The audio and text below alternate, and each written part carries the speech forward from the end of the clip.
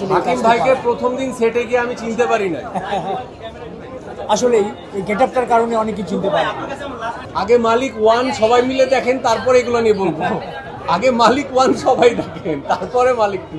এখনো হলে আসছে, ঈদের দ্বিতীয় সপ্তাহ, এটা এই আনন্দ আসলে ভাষায় ব্যক্ত করা যাবে না। হ্যাঁ, সিনেমা যখন শেষ হলো দর্শকের করতালি, এটা মানে এই আনন্দটা কেমন ভাবে?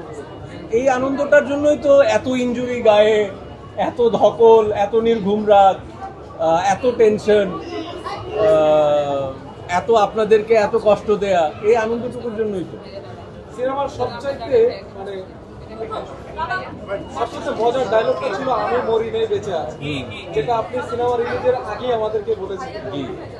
এই ডায়লগটা শোনার সাথে সাথে দর্শক করতালি দিয়েছে, কি বলবেন? এইটার কৃতিত্ব অনেকটাই আমাদের পরিচালক সাহেব চন্দনের দিকে যায়, প্লাস আমাদের পুরো টিমের। তবে এই ডায়লগটা বোধহয় আমার বলে দেয়া, এই ডায়লগটা আমার ইম্প্রোভাইজ করা। আপনার জি জি। কতবার দিয়েছিলেন এই একটা ডায়লগ? কতবার দিয়েছিলাম এটা তো মনে নাই, কিন্তু আমার মনে হচ্ছিল যে ছবিতে এই ডায়লগটা বোধহয় দর্শকের ভালো লাগতে পারে, গল্পটা যেরকম। এই তো।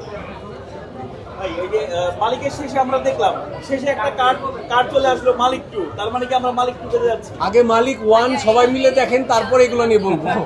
আগে মালিক ওয়ান সবাই দেখেন, তারপরে মালিক টু। ঈদের দ্বিতীয় সপ্তাহে আপনারা নিজেরাই দেখছেন।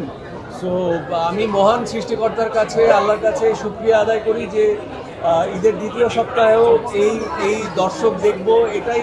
তারপরে কালকে শুক্রবার শনিবার আছে, সৃষ্টিকর্তার কাছে কৃতজ্ঞতা ছাড়া আর কিছু বলার নেই। আসলে আসলে আমি যেটা বলি সেটা হলো যে দর্শকদের ভালোবাসায় কিন্তু একটা সিনেমা অনেকদিন বেঁচে থাকে। আমার মনে হয় যে দীর্ঘদিন পর আরিফিন শুভর যে ফিরে আসা, সেটাই কিন্তু তার সংলাপের মধ্য দিয়ে প্রমাণিত হয় যে আমি মরি নাই, বেঁচে আছি।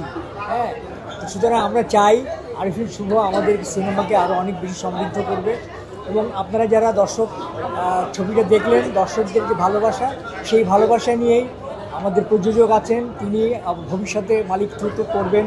চন্দন তার যে প্রতিশ্রুতি, সেই প্রতিশ্রুতি নিয়ে এগিয়ে যাবে। আর আমরা যারা এই ছবির সাথে সম্পৃক্ত ছিলাম, তারা আমরা আরও ভালো কাজ আপনাদের সামনে উপহার দেব, এই প্রতিশ্রুতি আপনাদের কাছে। আমার চরিত্রটিকে একটু ভিন্ন গেটআপে এবং ভিন্নভাবে উপস্থাপন করার চেষ্টা করেছি ডিরেক্টর। তো সেইভাবেই চরিত্রটিকে আমি উপস্থাপন করেছি। একজন অভিনয় শিল্পী হিসেবে ভিন্ন ভিন্ন চরিত্রে অভিনয় করার যে একটা আকাঙ্ক্ষা থাকে, সেই আকাঙ্ক্ষা থেকে আসলে হাকিম ভাইকে প্রথম দিন সেটে গিয়ে আমি চিনতে পারি না। আসলেই এই গেটআপটার কারণে অনেকেই চিনতে পারে। যখন ছুঁয়ে দিলে মন আসছিল কিছু বছর আগে, অথবা কিছুদিন আগে 19-20 আসছিল, তখন আবার ওটাতেও পছন্দ করেছে। সো আমার মনে হয় সিনেমা যদি ভালো হয় তাহলে সব চরিত্রেই দর্শক পছন্দ করে, এটা আমার ব্যক্তিগত অভিমত।